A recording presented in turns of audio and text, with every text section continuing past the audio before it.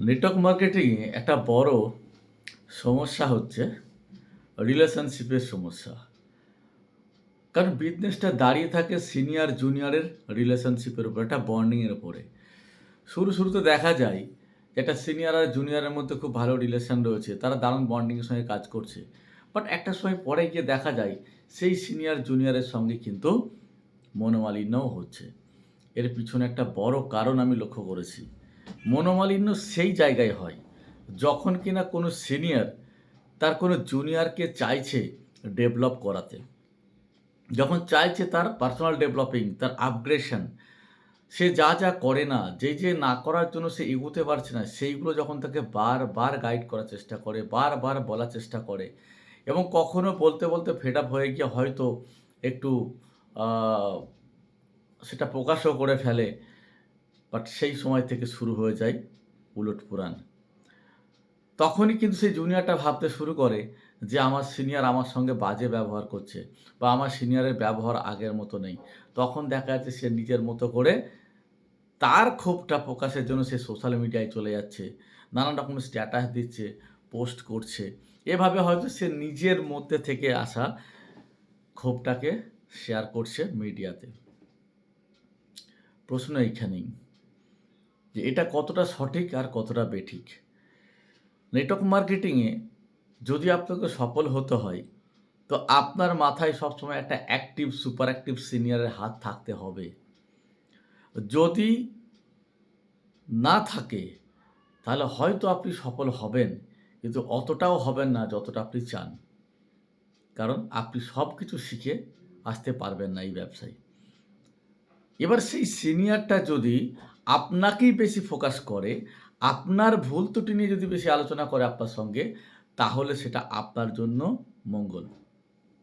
কিন্তু এটাকে যদি আপনি আপনার উল্টোটা মনে করেন, সিনিয়রকে যখন যদি আপনি অন্য মাইন্ডে আপনি যদি তাকে ট্রিট করতে শুরু করেন যে, "কেন আমাকে এটা বলল? এ কথাটা আমার ভালো লাগলো না। এটা বলা উচিত হয়নি।" যদি আপনি সিনিয়রের জাজমেন্ট শুরু করে দেন, তো জানবেন আপনি বিজনেস থেকে পিছিয়ে পড়ছেন।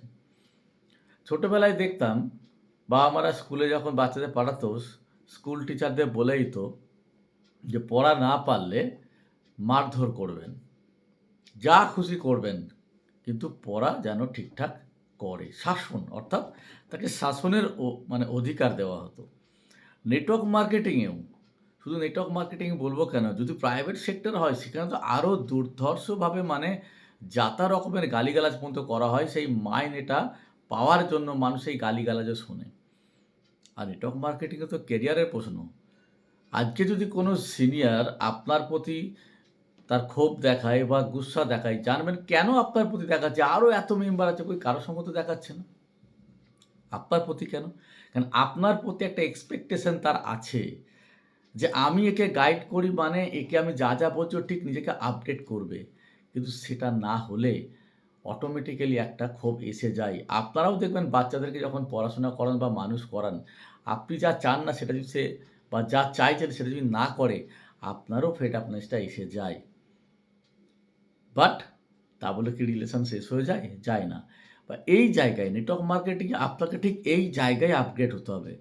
যে আপলাইনের কথাকে, সেই আপলাইনের কথা যে আপনাকে দেখে, যে আপনার ভালো চায়, যে আপনাকে গাইড করে, তার সঙ্গে কিন্তু সমস্যাটা হয়। যে আপনাকে সারা বছর একবার দেখে না, ফোন পর্যন্ত করে না, তার সঙ্গে কিন্তু আপনার রিলেশনটা আবার ভালো হয়ে যায়। যে আপনার খোঁজ পর্যন্ত নেয় না, সে যদি হঠাৎ ফোন করে, তো আপনি দেখা যাবে তাকে একদম বিগলিত হয়ে তার সঙ্গে কথা বলছেন। উল্টে আপনার যে ভালো চাইছে যে সিনিয়র, তার কথাও তাকে শেয়ার করে দিচ্ছেন। জানেন আমাকে স্যার এইভাবে বলছে, ম্যাডাম এই বলছে, ওই বলছে, সেই বলছে। কার সঙ্গে শেয়ার করলেন? যে আপনার সারা বছর খোঁজই রাখে না। আর কার নামে বলছেন? যে সারাক্ষণ আপনার ডেভেলপিং চিন্তা করে যাচ্ছে। কি করলে আপনার অ্যাকাউন্টে টাকাটা বাড়বে? কি করলে আপনার সুনাম হবে? আপনি তাকে বদনাম করছেন। সফল তো কোনোদিনই হতে পারবেন না। তাই যদি নেটওয়ার্ক মার্কেটিং থেকে তথা অ্যালটস থেকে যদি আপনি সফল হতে হয়, আপনাকে যদি টার্গেট নেন যে আমাকে সফল হয়ে দেখাতেই হবে, কারণ বহুজন জেনে গেছে যে আমি নেটওয়ার্ক করি, আমি অলটস করি। বহু জায়গায় আমি বড় গলায় বলেছি যে আমার সিনিয়র এই, আমার স্যার এই, আমার ম্যাডাম এই, আমি দারুণ জায়গায় কাজ করি, আমি এত ইনকাম করি, আগামী দিনে এত করব। সেই দিনটার জন্য কাজটা আপনার করা উচিত। যে সেই ব্যক্তিগুলোর কাছে যাতে নিজেকে ভুল প্রমাণ না হতে হয়, তার জন্য কাজ করা উচিত। তাই যদি কোনো সিনিয়র আপনাকে গাইড করছে না, আপনাকে বকছে না বা আপনার ভুল ত্রুটি ধরছে না, মানে এটাই আপনার প্রতি তার টার্গেটটা আর নেই। যেদিন এই দিনটা আসবে না, জানবেন সেই দিন থেকে আপনার মাথা থেকে হাত সরে গেছে।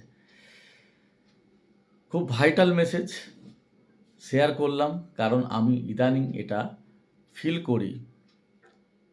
বহু মানুষের ক্ষেত্রে দেখছি যে তারা হঠাৎ এই ধরনের আচরণগুলো শুরু করেছে।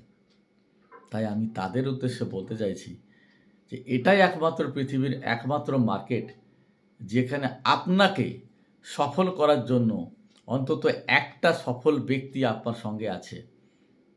আর আপনি ভুল বুঝে যদি দূরে সরে যান বা তার থেকে তাকে দূরে করে দেন, তো আপনি সাফল্য থেকে দূরে সরে গেলেন। সিদ্ধান্ত আপনার। জয় টোস।